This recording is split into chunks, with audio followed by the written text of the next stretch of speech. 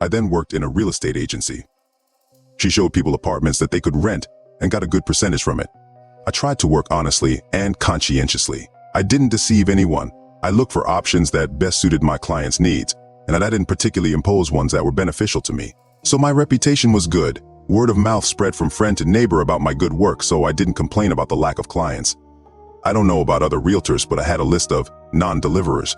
There are apartments that are difficult to rent out, and even if you rent them out, people move out literally within 2 or 3 months. The reasons for such unpopularity of housing are usually the most prosaic. The neighbors are rowdy alcoholics, or the area is unfavorable, or it is far from the bus stop. Sometimes there are no repairs both in the house itself and in the apartment. In general, everything is clear. People will be flattered by the low price, they will become greedy, but it is impossible to live in the conditions that are offered for this price. So you rent out your home again and again, each time to different people, but there are also exceptions. On my list of rejected housing, there were a couple of wonderful apartments, no matter how you look at them, in a good area, bright, spacious, with expensive renovations. Cheap, which is again nice. I don't want to live, but for some reason people didn't stay in them. The owners changed more often than the wrecked house with the drunkard aunt next door. This state of affairs sometimes puzzled me, but I never thought much about it. They don't live and don't live, God bless them. At that time I had 2 apartments that were not rented out despite their quality. One 2-room apartment of new construction in a residential area, and a 3-room apartment, luxurious, in the very center of the city. Old foundation, but with very good repairs and a glazed loggia. Friends and acquaintances had 1,001 mystical reasons for such a strange turnover. Yes, and colleagues sometimes whispered about all that scary stuff. I, as I thought then, turned a deaf ear to all this nonsense and didn't believe in any of it. But one terrible, frightening incident made me think a lot and rethink my views on the unknown. I got one client, a little strange, red-haired, thin, eyes like 2 spotlights, large and green. She looks like she's 18 years old, but according to her passport, she's April 30th, 2024. I saw her when the contract was drawn up. She's terribly picky, but somehow abnormally picky. Oh, we went through all the options. Moreover, she did not make specific demands. Everything was extremely simple, closer to the center, transport nearby, and normal repairs. There were no restrictions on the cost. It would seem that almost any apartment from my database would be suitable, but nothing like this. No matter what we look at, we don't like everything. Not that, he says. I ask, what do you need? You tell me what you want from the apartment. I'll find one. I don't know, but I'll see that it's mine and I'll tell you. Well, tell me what you didn't like. We'll rule out such options. Yes, everything is fine, just not my thing. Let's look further. That's the whole conversation. So we look for that with her. She looked and chose everything. Yes, it looked very strange. He walks around the apartment, looks around, looks around. It's like they let a cat into a new home, so warily, unless he sniffs. How do normal people look at apartments? They will turn the taps and touch the batteries. They will check to see if the plaster is crumbling anywhere or if there are stains on the ceiling. These are the things regular residents are checking to see if they can live or not. They don't sit in closets. And this strange one will find a storage room in the apartment, come in, lock herself from the inside, and stand there for about 5 minutes. It turns out that the face is dissatisfied. Everything is clear, we need to look for a new apartment again. I didn't like it, that is. The first time she did this, I almost twisted my temple. Then she spat. You never know what kind of quirks people have. Oh, it would be better if I drove her away. I wish I thought she was crazy. She hesitated, of course, but what can I do? Work is work. And it was a quiet season. There were few clients a lot of time. And my salary depends on contracts. In general, she and I got to my not giving up 3 rubles.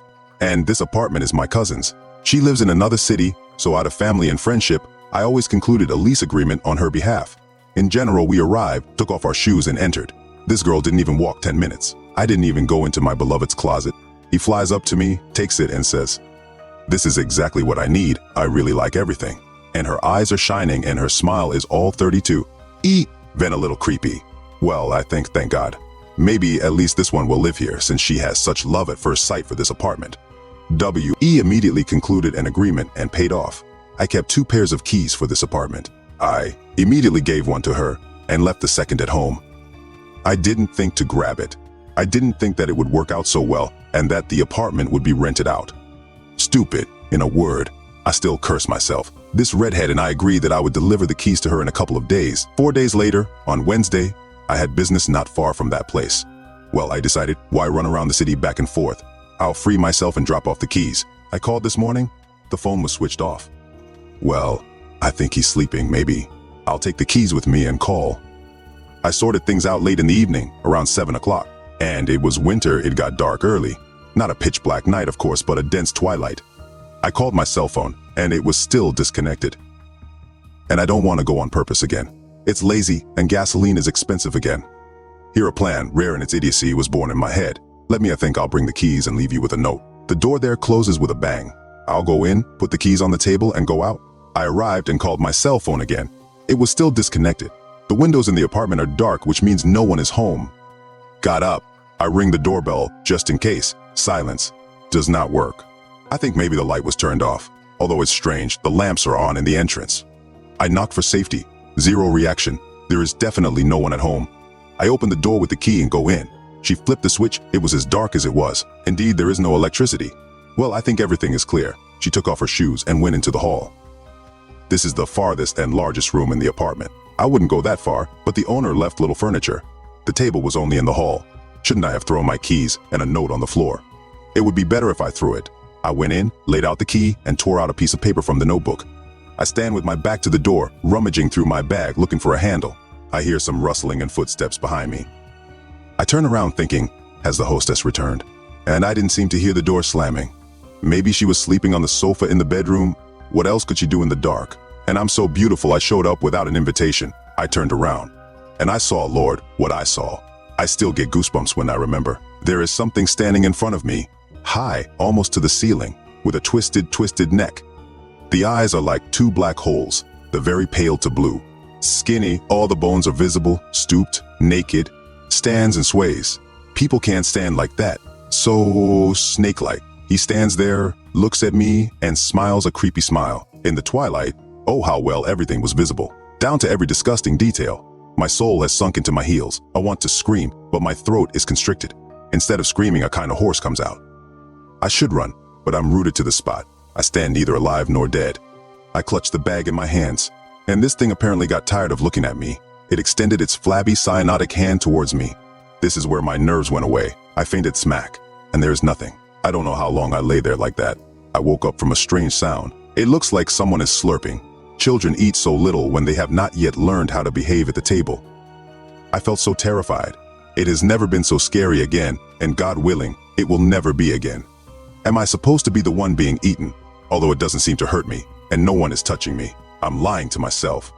Finally, she plucked up courage and rose up on her elbows. I thought it was my monster. Not a monster. Dear Mom, my red-haired client is sitting there with her back to me, squatting and eating something. There seems to be some kind of pile in front of her. She sits and chews herself, with relief that there was no monster. Everything in my head was confused. The thought didn't even cross my mind. Why is the girl in such a strange position? And even in the dark? And what? And why didn't she pay any attention to me lying in the middle of the room? Then I was just glad that a familiar person was nearby. I was happy early. I started to say something, and she just turned around. I will never forget this. I will remember until I'm older, until the grave. She turned around, and her eyes, like a cat's, glow in the dark, and under them there are blackening circles. The face became longer and sharper. The features became somehow strange and clear. And her teeth. She didn't have such teeth. Small, sharp, and a lot of them. I took a closer look at the pile next to it, and this is my monster. Lying there, crumpled like a rag, twitches, and she eats it. Half swallows, half sucks in like air. Eats. I'm already choking with greed. I screamed and, not remembering myself, flew out of the apartment. I don't remember how I got up, how I ran. I left the bag there. Shoes too. Okay, I didn't undress. The car and apartment keys were still in my pocket. I have them in one bunch. I just rushed home. I'm still amazed how I didn't get into any accident. I was insane. At home, I turned on all the lights and turned on the TV. All night until the morning I was treated with cognac, which I bought to add to my coffee in the morning. She drank without eating. I fell asleep only when it began to get light. And I really regretted that I lived alone, that I don't date anyone and don't even have a cat at home. Oh, and I was shaking. I barely recovered from this horror. I slept for a long time with a night light and shuddered at every rustle. And a couple of weeks later, this redhead comes to my office. He gives me my bag with shoes and says, "Thank you for the keys, but next time you need to warn me in advance when you want to come in."